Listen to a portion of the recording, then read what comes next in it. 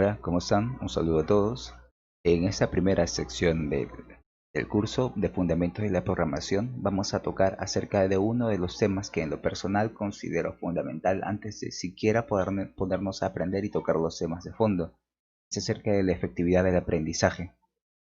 Muchos habrán notado que en la coyuntura actual el aprendizaje online ha tomado más relevancia frente al aprendizaje presencial. Pero, a pesar de que los dos se consideran como aprendizaje, no pueden seguir el mismo ritmo de enseñanza, así como tampoco pueden seguir el mismo ritmo de nuestro aprendizaje. No nos vamos a sentar en un aula, vamos a recibir clases de un exponente, vamos a tomar los apuntes correspondientes, vamos a llegar a nuestras casas y vamos a estudiar sobre esos apuntes. Eso sería el proceso lógico normal procedido en un aprendizaje de tipo presencial.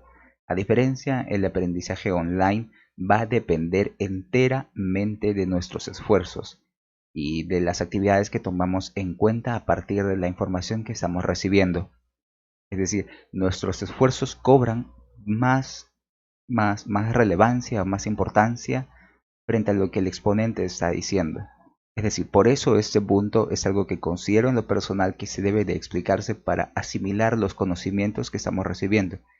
En este curso de Fundamentos de la Programación es enteramente interactivo y va a depender de la comprensión personal del estudiante más de los ejercicios que vamos a ir dejando en el transcurso de todo el curso. Por eso, la efectividad del aprendizaje online es un punto que tenemos que tener en clave. Estarán escritos algunos puntos dentro de la guía de la página web, dentro de nuestro sistema LMS. Ahí podrán revisar los puntos con bastante detalle, pero aquí aclaremos algunos de los detalles más importantes. Cosas como el aprendizaje a ritmo individual, es decir, que todos tenemos un propio horario y para las clases digitales, como está planeado este curso, están grabados en videos y cada uno va a aprender a su propio ritmo. No es como un aula presencial, es donde todos, o un aula de Zoom donde 40 o 50 personas están escuchando un ponente y a la siguiente clase las mismas 40 o 50 personas están siguiendo al mismo ritmo.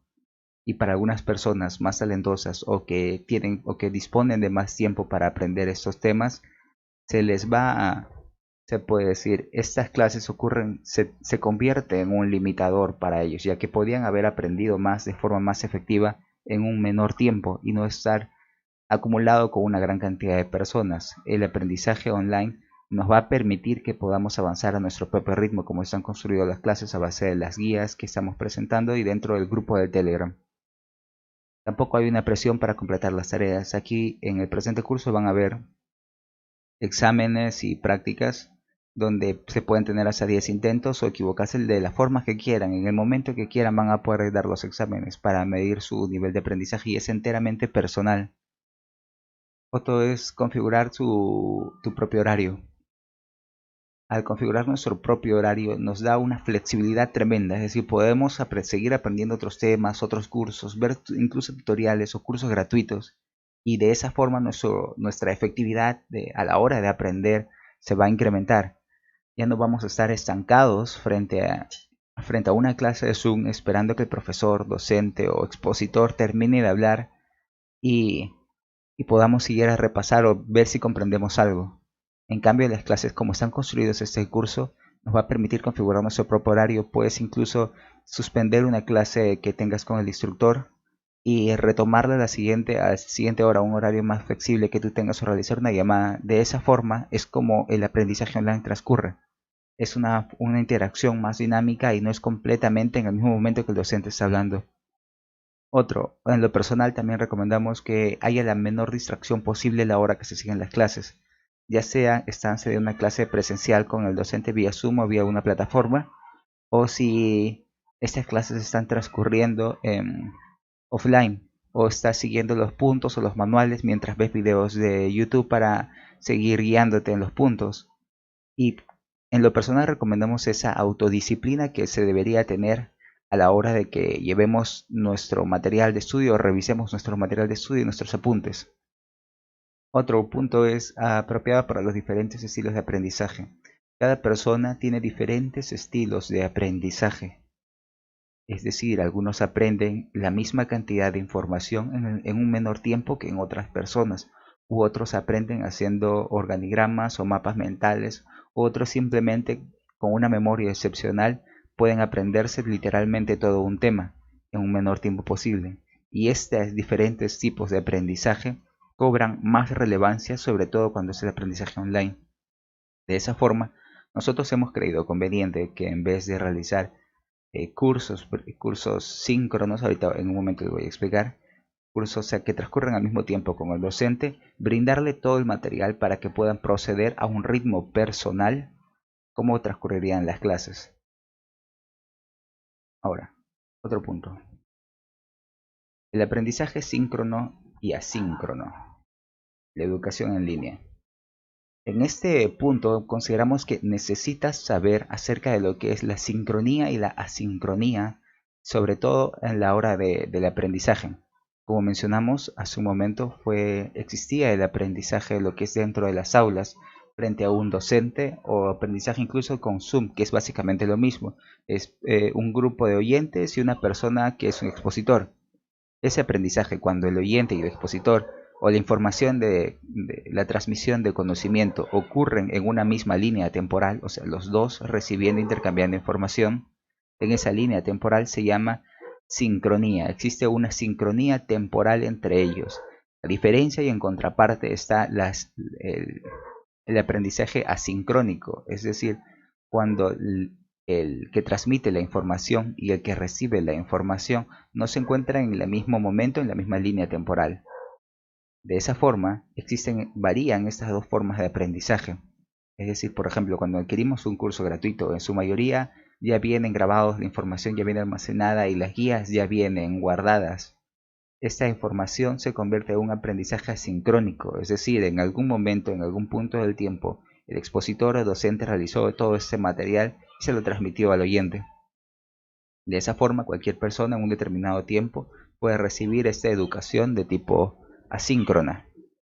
Pero, ¿cuál es lo más adecuado si estar en un mismo aula o recibir la información en el momento que nosotros estaremos disponibles?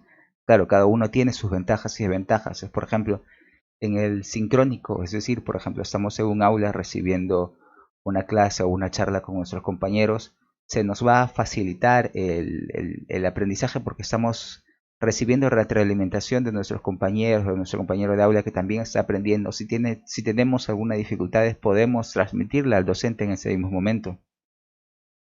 Y en el asíncrono no pasaría eso, tendríamos que esperar hasta que nuestras dudas sean resueltas, ya sea en un foro o por un correo, o en otro momento llamar al docente o al instructor. Esa es otra dificultad que tiene. Otro detalle es que cuando una clase está programada para un tiempo X, si no estás disponible en el tiempo X, prácticamente has perdido la clase. Incluso si se graba, no vas a tener la misma retroalimentación de que hubiese estado presencialmente. De esta forma, cada en el aprendizaje asincrónico, si nosotros no estamos disponibles para una clase virtual, simplemente la clase o se pospone o podemos grabarla, y ya que es de igual forma si estaríamos presentes o no. La información ya se encuentra disponible, simplemente nosotros tenemos que adaptarnos, la clase es la que tiene que adaptarnos a nuestro tiempo. Es esa variabilidad y disponibilidad del tiempo entre la sincronía y lo sincrónico cambia completamente nuestro paradigma de aprendizaje, y cada uno tiene que ser aprendido de una forma distinta. De esta forma, para nosotros en Sildar Estudio hemos considerado que estos principios y el estilo personal de aprendizaje deben ser elaborados y diseñados por cada persona acerca de cómo aprende mejor de forma sincrónica y cómo aprende mejor de forma asincrónica. En la siguiente en la siguiente sección vamos a hablar acerca de de los apuntes personales acerca del aprendizaje en lo personal que he tenido yo a la hora de realizar cursos digitales, y cómo les pueden servir estas herramientas para facilitar su aprendizaje y hacerlo más efectivo. En otro punto, principios para un aprendizaje exitoso. Aquí en esta sección vamos a recomendar acerca de algunos pequeños detalles que debemos de tener en cuenta cuando realicemos nuestro aprendizaje online. Cosa, por ejemplo, mantener siempre una disciplina, mantener un horario en el cual nosotros podamos, aunque flexible, pero nos centremos en ese momento en el tiempo para enfocarnos específicamente en estudiar.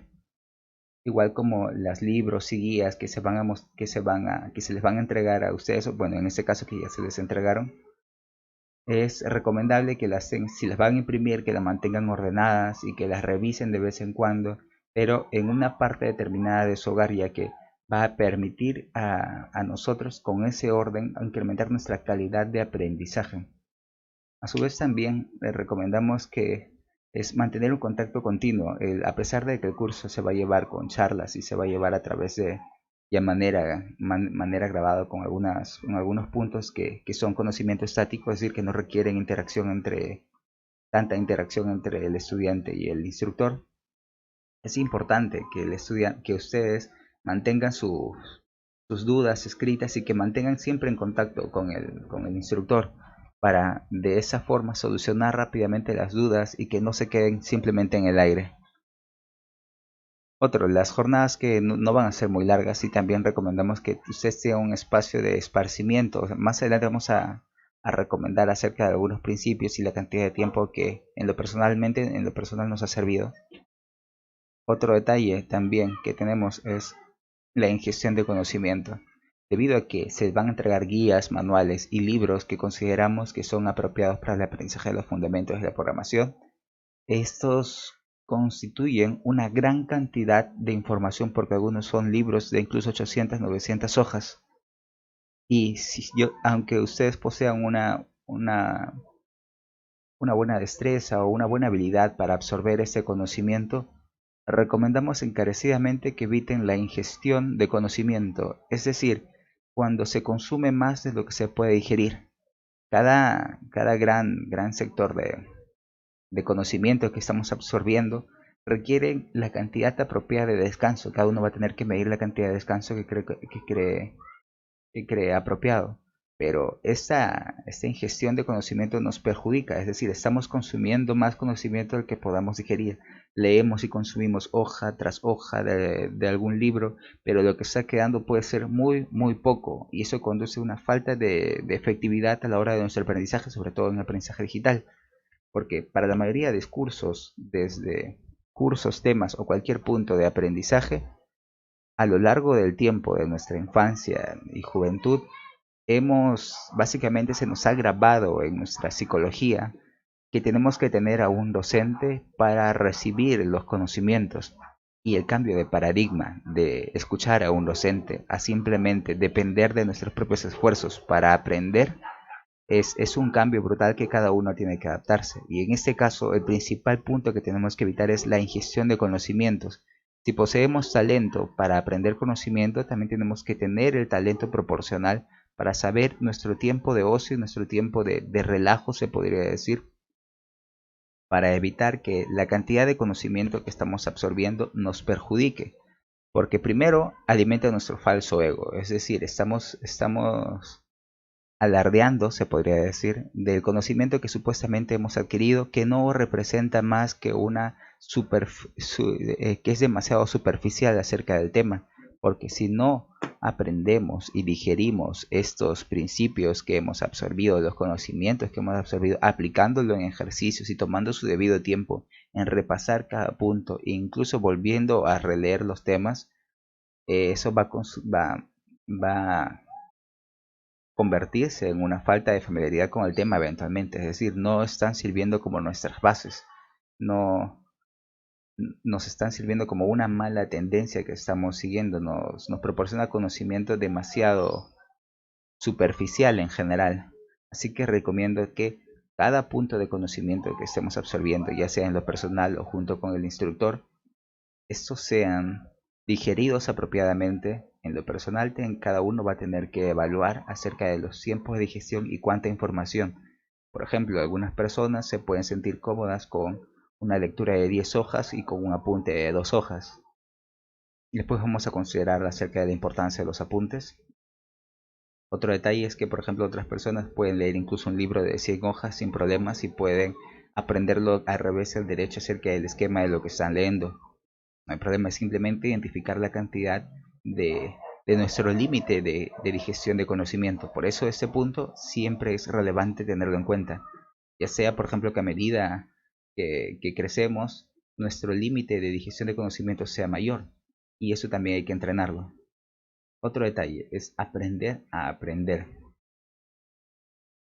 En otros países, aparte del Perú, consideran que este punto de el verdadero aprendizaje, o sea, aprender nosotros a aprender, se debe de llevar a cabo en todas las áreas y campos de la enseñanza, que va desde la educación inicial, primaria, secundaria y universitaria, porque constituye educarnos a nosotros en cómo debemos aprender adecuadamente acerca de los temas, porque constantemente, ya sea en cualquier nivel educativo que nos encontremos, incluso posgrado o doctorado, estamos aprendiendo. Y si no aprendemos de la manera efectiva y apropiada, este conocimiento simplemente va a quedar, como mencioné en la ingestión de conocimiento, va a quedar simplemente demasiado superficial o no va a profundizar en nuestra propia reflexión, no va a poder tomar forma en nuestras bases. Otras cosas como superar nuestros obstáculos de conocimiento, procesar y asimilar nuevos conocimientos y utilizar nuestros conocimientos en la vida real o aplicarlos a base de lo que hemos comprendido, va a tomar relevancia a la hora que aprendemos a aprender.